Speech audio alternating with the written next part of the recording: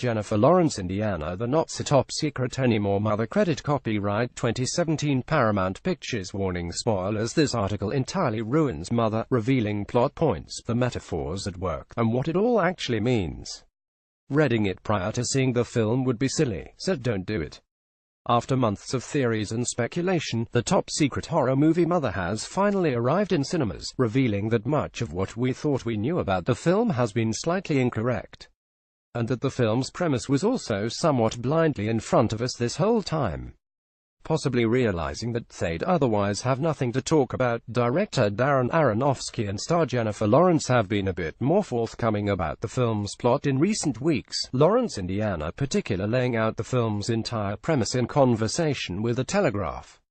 Yes, it's all about the Bible, the house at the center of Mother Credit Paramount Picture. A screen grab. It depicts the rape and torment of Mother Earth, she said. It's not for everybody. It's a hard film to watch. But it's important for people to understand the allegory we intended. That they know I represent Mother Earth. Javier, whose character is a poet, represents a form of God, a creator. Michelle Pfeiffer is an Eve to Ed Harris Adam. There's Cain and Abel, and the setting sometimes resembles the Garden of Eden. For Darren to take these massive biblical themes and condense them into a narrative about a house and a couple, I think is just brilliant. I have never heard of anything like it. Darren Aronofsky, Jennifer Lawrence and Javier Bardem at Mother's New York premiere. Credit Taylor Hill. Getty Images. Aronofsky himself has also explained his process of making the film, and just why he decided to tackle such broad themes in the guise of a traditional horror movie. It came out of living on this planet and sort of seeing what's happening around us and not being able to do anything, Aronofsky told Variety. I just had a lot of rage and anger, and I wanted to channel it into one emotion, into one feeling. In 5 days I wrote the first version of the script. It just sort of poured out of me. Jennifer Lawrence, Indiana. Mother. He elaborated further on the film's biblical premise during a Reddit armor, revealing that finding the structure was the great breakthrough that allowed me to write this screenplay so quickly. When trying to think about Mother Earth's relationship to people, I decided to turn to the stories of the Bible as a way of describing a version of people's story on Earth. Thankfully, Mother isn't so allegorical that it becomes unwatchable. It has a very clear beginning, middle and end, and a final act that quite obviously explains itself. But there are also story elements likely to confuse audience members not particularly well versed in the Bible, meaning a handy guide will probably be helpful. With that in mind, here's everything you need to know about Mother, for after you've actually watched the thing. In hindsight, what's with that title? Javier Bardem as him in Mother Credit Paramount Picture. A screen grab. As Darren Aronofsky explained in August, the shrieky title reflects the spirit of the film.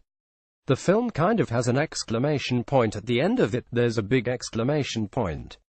So I think the title was just a bit better that way. But what's with the lowercase formatting used through much of the film's promotional materials? While some wrote it off as just a weird stylistic flourish, it's actually a pretty big deal. Aronofsky revealed during his Reddit armor that the film's end credits explain his reasoning. To find out why there's a lowercase m, read the credits and look for the letter that isn't capitalized, he wrote. Ask yourself what's another name for this character. For those of you willing to hang around for the final cast list to appear, you'll notice that all of the film's characters are written in lowercase apart from Javier Bardem, who is listed as playing him. Which brings us to, Mother is an allegory for the book of Genesis. Long story short, Jennifer Lawrence's Mother is Mother Nature herself, created by Javier Bardem's God, with their uninvited guests, leading to a sort of Hello Earth scenario that directly parallels the book of Genesis.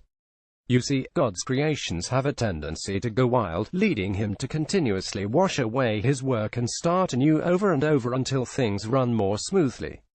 Bardem's character is also obsessed with a mysterious crystal that he keeps in his office, which nobody is allowed to touch, and often takes advantage of Lawrence's kindly nature. But she takes it in her stride, insisting that her husband is a very special sort of genius and needs time and space to create his next work. Who are Ed Harris and Michelle Pfeiffer playing Ed Harris in Mother Credit Paramount Picture. A screen grab. Inspiration appears to strike with the arrival of Ed Harris, who plays the film's allegorical Adam. Harris, who is dying, goes away to shower. We briefly catch a glimpse of a scar across Harris' rib. The following day, Michelle Pfeiffer arrives as the movie's version of Eve, presumably made from Harris or Adam's rib overnight. She is particularly drawn to Bardem's crystal, despite Lawrence repeatedly telling her not to touch it. Faster than you can say forbidden fruit, Pfeiffer has picked up the crystal and accidentally dropped it on the ground, sending Lawrence's happy home into disarray. And who are Donald and Brian Gleason? Brian Gleason in Mother Credit Paramount Picture screen grab. We then meet the couple's sons, played by real-life siblings Donald and Brian Gleason. Inspired by Cain and Abel, the sons of Adam and Eve, the pair are squabbling over the father's apparent betrayal. Exactly like the biblical counterparts, a fight ensues, culminating in Donald beating his brother to death before fleeing. What does the film's second act represent? Jennifer Lawrence, Indiana. Mother Credit Paramount Picture screen grab. 9 months later, Lawrence is heavily pregnant, and Bardem is overjoyed after authoring a wildly successful work that has led to public hysteria. As the couple prepare for a quiet dinner, hundreds of Bardem's fans arrive, desperate for his love and praising of his work. But the devotion to Bardem's words eventually turns violent. Echoing the fall of man, the house descends into madness and disobedience. And in scenes that give slight credence to an otherwise hysterical review from the National Review, which advised that pregnant women, those with nervous constitutions or heart conditions, and anyone who happens to be burdened with good taste should stay far away from Mother, Lawrence goes into labor. Bardem's rampaging devotees in Mother Credit Paramount Picture screen grab. Lawrence's newborn son is an obvious Jesus allegory, while the scenes that follow, in which the baby is taken from her and passed through the crowd, parallel the Passion, Jesus' fateful journey to his eventual crucifixion. The baby is accidentally killed, and Lawrence is soon horrified to discover that not only has her son died, but that the mob has eaten him, a direct parallel to bread and wine becoming the body and blood of Christ. Devastated, Lawrence's choices in light of her son's death leads to Mother's version of the biblical Great Flood, which reverts Earth to its pre-creation state. The home is destroyed and the followers killed, leaving nothing but Bardem and a horrifically burned Lawrence remaining. Jennifer Lawrence and Javier Bardem in Mother Credit. Copyright 2017 Paramount Pictures. I was never enough for you, she tells Bardem, who proceeds to remove her heart, which has crystallized into the same object destroyed earlier in the film and which magically reverts the home back to what it once was. Whether the crystal itself has any biblical parallel remains somewhat unclear. At the very end of the film, an entirely different woman has assumed Lawrence's place as the latest version of Mother Nature. She wakes up in the exact same way as Lawrence did at the start of the film, with Bardem presumably hoping that this time things will be different. How did the poster clues add up in the end? The original teaser poster for Mother. While we all pondering what Mother was actually about, fans began scouring the film's teaser posters for clues. The first teaser poster, illustrated by artist James Jean, depicted Lawrence's character ripping her own heart out of her chest, which turns out to be a major plot point in the film itself. As for her surroundings in the poster, it feels almost silly that we hadn't twigged sooner that SHES standing in what looks like the Garden of Eden. There's also a frog, which appears briefly in the film and biblically represent unclean spirits in the sight of God. Then there's the mystery lighter, which also appears on the film's second illustrated poster, and which reappears throughout the film and is the key to Lawrence's eventual emancipation in the film.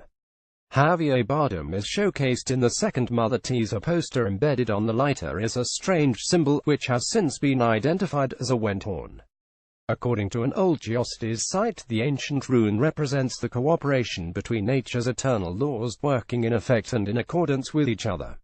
The site continues, an example is man and woman, male and female, two opposites that unite in accordance with nature's eternal laws and complement each other to effect change, love, birth, sex, the central core of the lifeline and life force of the folk, creativity.